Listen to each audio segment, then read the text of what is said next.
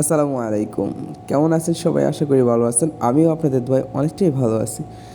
তো ইদানিং আমি হচ্ছে যে বাংলাদেশে যাওয়ার জন্য তৈরি হচ্ছিলাম।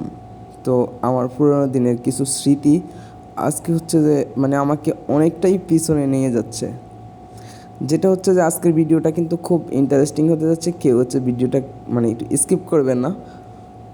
একটা মানুষের জীবনে অনেক কিছুই থাকে, যেটা হচ্ছে যে অনেক সময় আমরা ভুলে থাকি, বা হচ্ছে যে পরে হচ্ছে যে সেটা আমরা কোনো না কোনো ছোটোখাটো একটা স্মৃতির মাধ্যমে ওই পুনরায় আমরা আবার হচ্ছে যে সেই পুরনো দিনে আমরা ফিরে যেতে পারি।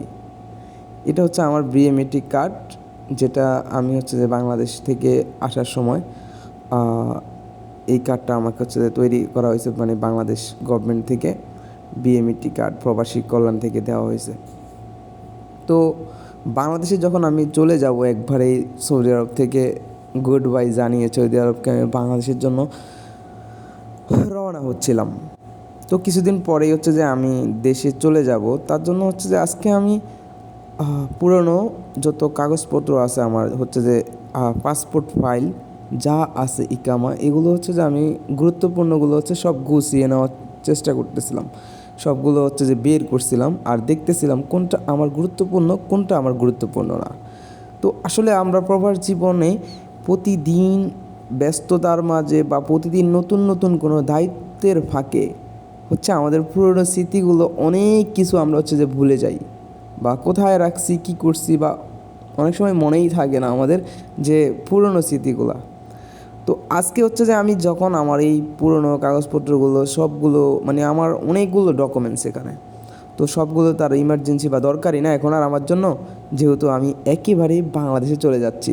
তো বাংলাদেশে চলে যাব এই জন্য হচ্ছে যে আমি দেখতেছিলাম যে হচ্ছে এখানে কোন কোন ডকুমেন্টসগুলো আমার গুরুত্বপূর্ণ, যেগুলো গুরুত্বপূর্ণ না সেগুলো আমি ফেলে দিতেছিলাম। তো এখানে অনেক কিছুই মনে পড়ে তখন কি করছিলাম, কোথায় এই পেপারটার জন্য আমার কত দূর যাইতে হয়েছে, কত দৌড়াদৌড়ি করতে হয়েছে, আর এখন এটা কোনো কাজের নেই যে এভাবে ফেলে দিচ্ছিলাম। আর এটা হচ্ছে আমি যখন সৌদি আরবে আসি আমার কোম্পানি থেকে আমাকে হচ্ছে যে সর্বপ্রথম বোনাস দেওয়া হয়েছিল। এই যেখানে লেখা আছে মিস্টার আল আমিন, আমার নামে এই খামটা আসছিল, এখানে হচ্ছে আমাকে বোনাস দিচ্ছিল এই খামটাতে করে। তো জীবনের সর্বপ্রথম প্রবাস জীবনে বোনাস পাইছি কোম্পানি থেকে।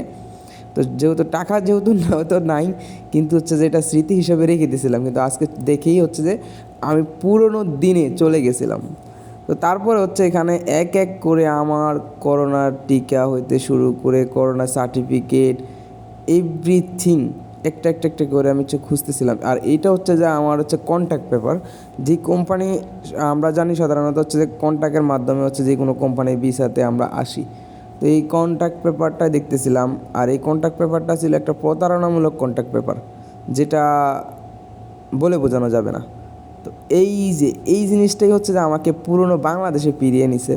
হঠাৎ করে এই কাগজটা খুঁজতে গিয়ে হচ্ছে যে আমি এটার ভিতরে দেখতে পেলাম কিছু কাগজপত্র দেখা যাচ্ছে, কাগজের মতো লাগতেছে। পরে দেখলাম যে 45 টাকা, যেটা আমাদের বাংলাদেশি টাকা। আজ থেকে 5 বছর আগে এই টাকাটা হচ্ছে যে আমার এই ডকুমেন্টসের সাথেই ছিল। আর এটাকে আমি সাথে করে নিয়ে আসছি, যেহেতু আমার কাছে আরও বাংলাদেশি টাকা ছিল, সেগুলো হচ্ছে যে আমি কী করবো বলে আমার এক কাজিনকে আমি দিয়ে আসছিলাম বাংলাদেশ এয়ারপোর্টে। বললাম যে আমার তো বাংলাদেশি টাকার ওখানে কোনো দরকার নাই, যেহেতু আমার কাছে সৌদি রিয়াল আছে। তো ওই টাকাগুলো আমি দিয়ে আসছি, কিন্তু এগুলো আমার ডকুমেন্টসের সাথে রয়ে গেছে, কিন্তু 5 বছর আগের স্মৃতি। টাকাগুলো যদিও পুরনো হয়ে গেছে, তো আসলে আমি ওই টাকাগুলো দেখে আমার ওই কথাটা মনে পড়ে গেল। আসলে এতদিন তো এই টাকাগুলোর কথা মনেই ছিল না। আর এই যে ছোটোখাটো কিছু স্মৃতি আমাদেরকে পুরনো দিনে ফিরিয়ে নিয়ে যায়, এটাই আসলে অসাধারণ। তারপরে হচ্ছে যে এইখানে যে পেপারটা দেখতেছেন, এটা হচ্ছে মূলত একটা সার্টিফিকেট। এই জিনিসটার জন্য আমি কিন্তু এয়ারপোর্টে আটকাই গেছিলাম। পরে হচ্ছে এয়ারপোর্ট থেকে ওখান থেকে আমি হচ্ছে যেগুলো নিয়েছিলাম, পরে অনেক করে সংগ্রহ করে নিয়েছিলাম। আর এটা হচ্ছে যে তখন আমার পাসপোর্ট এগুলো সব ফটোকপি করছিলাম, এটা করছিলাম, সেটা কত কিছু ভাই।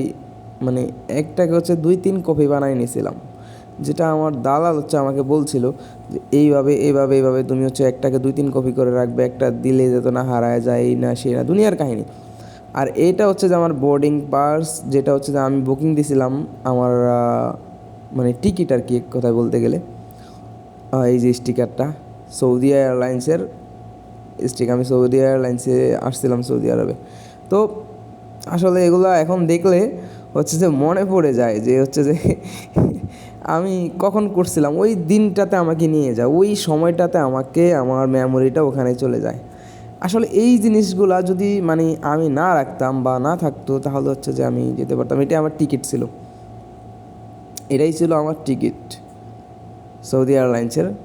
তো আসলে 5টি বছর আগে আমি হচ্ছে যে এই টিকিটে সৌদি এয়ারলাইন্সে সৌদি আরবে আসা, আর হচ্ছে এখন আবার চলে যাওয়ার সময়। হ্যাঁ এটাই, মানে কখন কাকে কোন সময় কোথায় যেতে হবে, এই যে এখন এই পেপারসগুলো আমার কাছে তখন কতটা মূল্যবান ছিল, আর এখন এগুলো আমি হচ্ছে যে দেখে দেখে ফেলে দিচ্ছি, কারণ এগুলোর আর কোনো 1 পয়সারও মূল্য নাই। এটা ছিল আরও একটা কন্ট্রাক্ট পেপার, মানে আমাকে মূলত কন্ট্রাক্ট দেওয়া হয়েছিল যেটা, সেটা হচ্ছে আমাকে কফি শপে জব দিবে বলে। এই যেটা আমার ভিসার কপি, এটা ছিল আমার ভিসাতে কপি, মানে পাসপোর্টে ভিসা লাগছিল ওই কপিটা।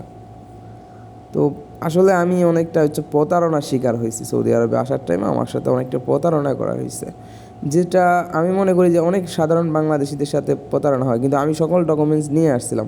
এই যে দেখেন এখানে, এই যেটাতে আমাকে কফি শপে জব দিবে বলে, এই যে কফি শপের এই যে পিক, এই যে যত কপির নাম এবং হচ্ছে যে কোম্পানির নাম সব কিছু এখানে পুরা মানে আমাকে পুরো ডিটেলসটা দেওয়া হয়েছে, কারণ আমাকে বলছিল যে কফি শপে আমাকে জব দেওয়া হবে, এই কোম্পানিতে জব দেওয়া হবে, এই সে মানে একদম পুরা কন্ট্যাক্ট, মানে পুরা সম্পন্ন কিছু আমার সাথে হচ্ছে যে বাংলাদেশের ডকুমেন্টস দিয়ে তারপর হচ্ছে আমাকে সৌদি আরব পাঠাইছে।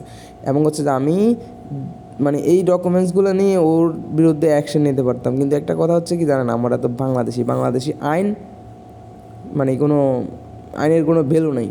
তার জন্য হচ্ছে যে আমি তখন নিরুপায় হয়ে আর কি আর কোনো স্টেপ নেই নাই, আর হচ্ছে যে এগুলো বাদ দিয়ে দিছি। কিন্তু আমার কাছে সকল ডকুমেন্টস ছিল, আমি সৌদি আরবে আসছি যখন আমি সকল ডকুমেন্টস হচ্ছে যে সংগ্রহ করে সাথে নিয়ে আমি আসছিলাম। তো শেষমেশ আমার কাছে দেখেন আমি কত ডকুমেন্টস সবগুলো ফেলে দিছি।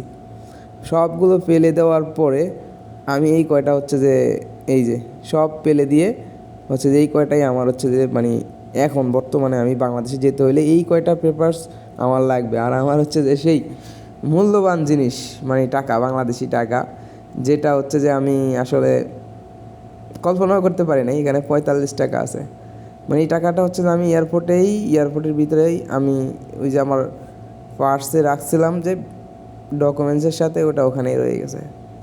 স্মৃতি, 5 বছর আগের টাকা কতটা পুরান হয়ে গেছে।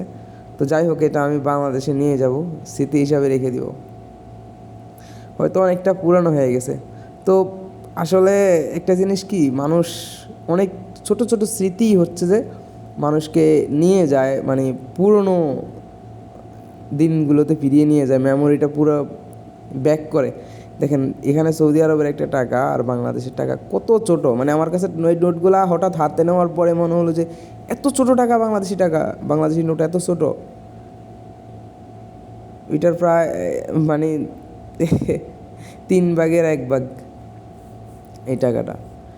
তো যাই হোক, সবাই ভালো থাকবেন, আর হচ্ছে ভিডিওটা ভালো লাগলে কমেন্ট করে জানাবেন। আর বাংলাদেশি টাকা মানে সৌদি আরবের মাটিতে 5 বছর পরে মানে হঠাৎ পেলাম। তো সবাই বেশি বেশি লাইক শেয়ার কমেন্ট করে দিবেন। ভালো থাকবেন, আল্লাহ হাফেজ, আসসালামু আলাইকুম।